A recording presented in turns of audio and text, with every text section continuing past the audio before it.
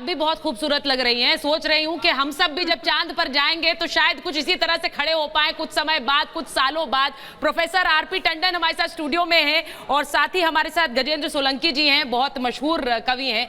पर प्रोफेसर साहब आप बताइए, आप लोगों के लिए, वैज्ञानिकों के लिए ये कितना बड़ा तप रहा है, कितनी बड़ी तपस्या रही है जो आज पूरी होने वाली है? देखिए, ये अभियान जो है ये तो पिछले 50 साल से चल रहा है और कॉन्स्टेंटली चल रहा है। पहली बार जब चला था 50-55 साल पहले शुरू हुआ था और स्टेज वाइज हमने काफ़ी स्टेजेस कवर किए हैं। कई तरह के फेलियर भी आए हैं उसमें, कई तरह के वो हैं। तो ये एक कंसिस्टेंट एफर्ट है जो कि पिछले 50 साल का है। और पर्टिकुलरली जब पिछला हमारा मिशन अनफॉर्चुनेटली जो फेल हुआ उसके बाद तो हम सब सकते में आ गए थे कि आगे कैसे होगा। बिल्कुल। तो ये एक बहुत ही खुशी की बात है कि वो वैज्ञानिकों के लिए कितना उनके लिए जोश भर गया उनके लिए, और उनके लिए एक बड़ा भारी मोटिवेशन है। और ये जैसा कि भगवान चाहेगा आज ये जरूर सक्सेसफुल होगा, तो उन लोगों की तो खुशी की कोई सीमा ही नहीं। अच्छा, खुशी की सीमा सोलंकी जी की भी नहीं है, क्योंकि सोलंकी जी तो कल कह रहे थे कि वो फ्लैट लेंगे भाई, वहां पर घर लेंगे। तो सोलंकी जी आप तो कह रहे होंगे कि बस कब 6:04 घड़ी की सुइयां बजाए और फिर मैं बुक कर दूं, वहां पर एक प्लॉट बुक करा दूं। मैं प्लॉट तो बुक करा चुका हूं भाई। अच्छा, करा चुके हैं। साउथ नहीं, अभी तक तो नॉर्थ पोल में ही कराया है क्योंकि वहाँ रोशनी है। साउथ पोल का टेम्परेचर भी कुछ बहुत ज्यादा है, -200 डिग्री सेंटीग्रेड से कम है। और ये भी अपने आप में बड़ी बात है। शायद साइंटिफिक हमारे वैज्ञानिक हैं टंडन साहब यहाँ पर, जो यहाँ पर जो एजुकेटेड लोग बैठे हुए हैं। एक बहुत बड़ा विषय यह है कि वहाँ पर हमारा जो चंद्रयान 3 लैंडिंग करने के बाद वहाँ जो सर्च करेगा बहुत सारी चीज़ें, गैसेज है, पानी है, वहाँ का मिनरल्स क्या हैं, सब कुछ। उसमें एक बात और बहुत विशेष है जो क्योंकि वहाँ -203-4 डिग्री सेल्सियस के टेम्परेचर पर हमारा चंद्रयान किस प्रकार से कार्य करेगा, ये अपने आप में देखने वाली बात है। लैंडिंग होगी, हमें पूरा भरोसा है सॉफ्ट लैंडिंग हो जाएगी, और वहाँ का टेम्परेचर इतना कम है। दूसरा एक चीज़ और है, वहाँ पर निश्चित रूप से गैसेज और कुछ ना कुछ वहाँ पर निश्चित रूप से मिलेंगी, क्योंकि जहाँ 54 डिग्री टेम्परेचर है वहाँ पर रेयर होगी, मतलब जो लेयर अगर होगी भी एटमॉस्फेयर की, जो एटमॉस्फेयर नहीं है। एक तो 1/6 जो वहाँ का ग्रेविटी है, घनत्व। देखिए, आधे वैज्ञानिक तो सोलंकी जी भी बन गए, इसीलिए मैं अभी यही सोच रही थी। ग्रेविटी जो है अर्थ की जितनी ग्रेविटी है, अगर हमारा 60 किलो वजन धरती पर होता है तो वहाँ 10 किलो ही होगा। मैं गजेंद्र साहब, मैं अभी यही सोच रही थी कि यहाँ पर कवि साइंटिस्ट में तब्दील हो गए हैं, आप लोग कवि बन गए हैं। चंद्रयान 3 की लैंडिंग क्या क्या करा रही है जरा देख लीजिए। एक बार गजेंद्र जी आ रही हूँ वापस आपके पास। एक बार बता देते हैं कि लूना फेल होने के बाद चंद्रयान पर दुनिया की नजर लगी हुई है, क्योंकि रूस का जो प्रोजेक्ट है वो फेल हो गया। लूना 25 चांद की सतह पर लैंडिंग करने वाला था, लेकिन इस दौरान स्पेसक्राफ्ट नियंत्रण से बाहर हो गया, कंट्रोल में नहीं रहा। बताया जा रहा है कि लूना 25 का इंजन जो था वो बंद हो गया था, और उसके बाद जो असफलता लगी रूस के हाथ, इस इंजन को नियोजित समय 84 सेकंड में बंद होना था, लेकिन ऐसा हुआ नहीं। लूना 25 का इंजन 127 सेकंड तक चलता रहा। इसे भी लूना 25 के क्रैश होने में एक कारण माना जा रहा है, और रूस में जांच के लिए विशेष आयोग का गठन भी किया गया है। लेकिन हम इस सब की बात नहीं करेंगे, क्योंकि हम आज जानते हैं कि सफलता का टीका लगेगा। हम सुजाता के पास जा रहे हैं। सुजाता, जरा बताइए कि क्या जानकारी आप दिखाएंगे हमारे दर्शकों को।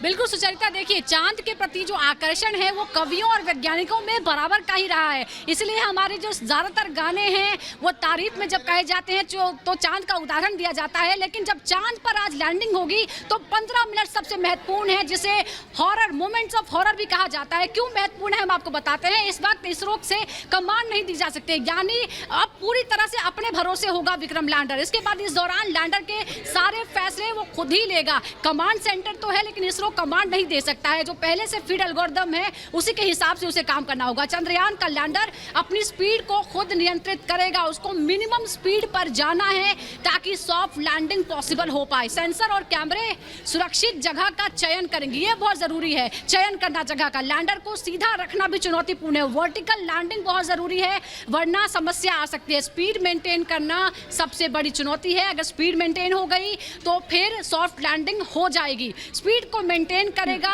और उसके बाद सॉफ्ट लैंडिंग करेगा। इसी बात की उम्मीद आज पूरा देश और पूरी दुनिया कर रही है।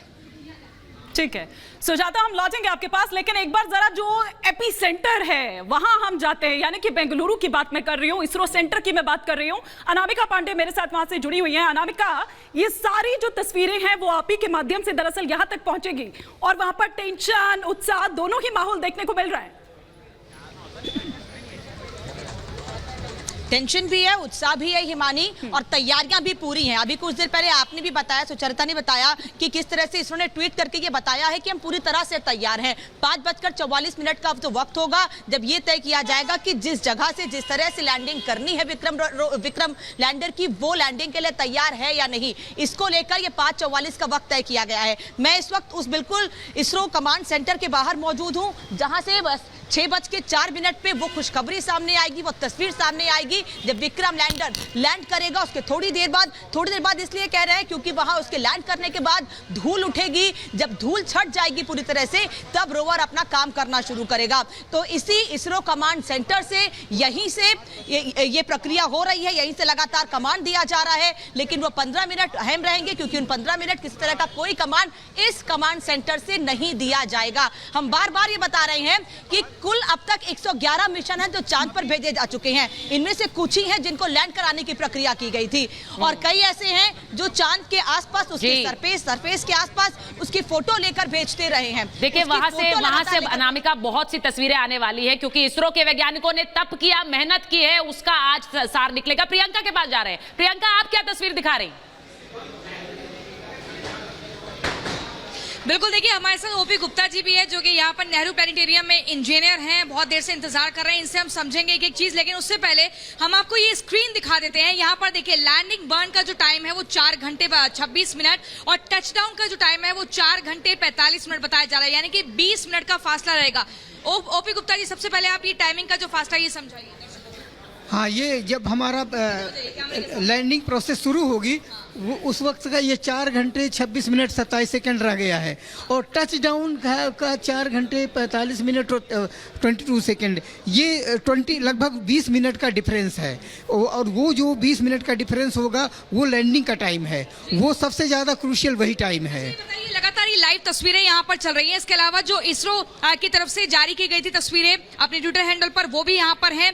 LPDC lander position detection camera के जरिए तस्वीरें ली गई थी। आप ये बताइए कि विक्रम लैंडर के अंदर 4 पेलोड्स होंगे, रोवर प्रज्ञान के अंदर 2 पेलोड्स होंगे, किस तरीके से पूरी जांच पड़ताल वहां पर करेंगे? सबसे पहला काम तो हम सॉफ्ट लैंडिंग का है। सक्सेसफुल सॉफ्ट लैंडिंग होने के बाद में विक्रम से रोवर निकल करके और एक वो अब कुछ दूरी पर जाकर के एक स्ट्रिंग से बंधा होगा, और जैसे ही ज़मीन को टच करेगा वो रिलीज हो जाएगा।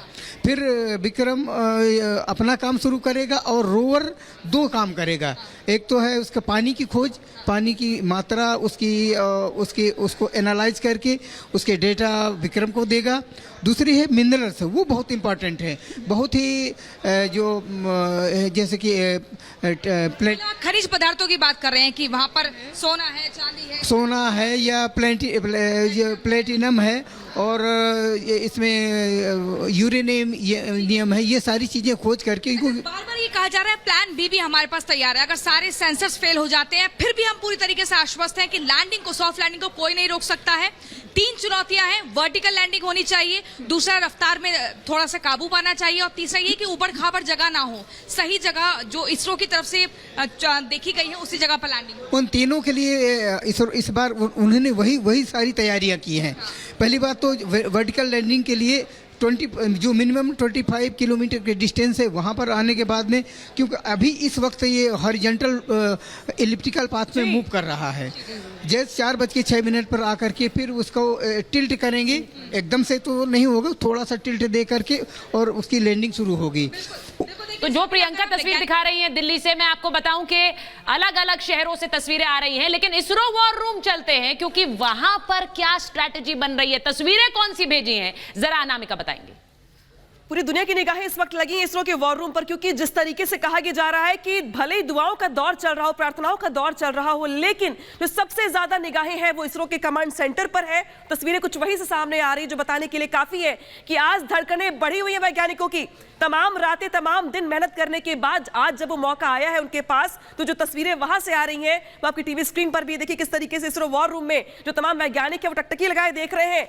हर सेकंड उनके लिए महत्वपूर्ण है, क्योंकि जिस तरीके से उनकी ओर से ये कहा गया बार बार कि हमने डिबूस्टिंग की प्रक्रिया को सफल किया, हमने स्पीड कम कर दी है, लेकिन जैसे जैसे घंटे आगे बढ़ रहे हैं वैसे वैसे वैज्ञानिकों की धड़कनें भी बढ़ रही है और वो ये मानकर चल रहे हैं कि दरअसल उनके पास बैकअप प्लान तो है, लेकिन पूरी दुनिया की निगाहें भी है। तो एक जो मॉरल प्रेशर होता है वो भी देख पा रहे लगातार हम अपने वैज्ञानिकों के ऊपर। लेकिन जो तस्वीरें वहां की हैं, इसरो वॉर रूम की हैं, वो आपके सामने ये बताने के लिए काफी है कि आज जिस तरीके से भारत का परचम लहराने वाला है उसको देखते हुए आज इसरो वॉर रूम की तस्वीरें क्या कुछ बताने के लिए काफी है। हालांकि ये भी कहा गया कि दरअसल जो इसरो वॉर रूम है वहां पर कुछ लोगों को ले जाया जाएगा। 2 बजे के बाद पीएम मोदी खुद वहां पर जुड़ेंगे वीसी के जरिए और जाने का प्रयास करेंगे, हालात समझेंगे भी, अपनी ओर से बधाई भी देंगे, अपनी बातें भी रखेंगे। लेकिन जो इसरो वॉर रूम की जो तस्वीरें हैं वो टीवी स्क्रीन पर है आपके, कि आज देखिए माहौल कैसा है वहां का। आज सभी की धड़कनें बढ़ी हुई है, चेहरे पर खुशी है, आंखों में इंतजार है और साथ ही साथ इस बात का कॉन्फिडेंस भी है कि जो धड़कनें बढ़ी हुई है, लेकिन इन्हीं धड़कनों को थोड़ा सा हौसला अफजाई के लिए हमारे पास कवि भी है और हमारे पास वो जनता भी है जो तिरंगा एकदम लहराए हुए है और वो पेट्रियोटिक, वो देश भावना जो है वो यहाँ पर साफ तौर पर नजर आ रही है। मृदुल और सलोनी, बिल्कुल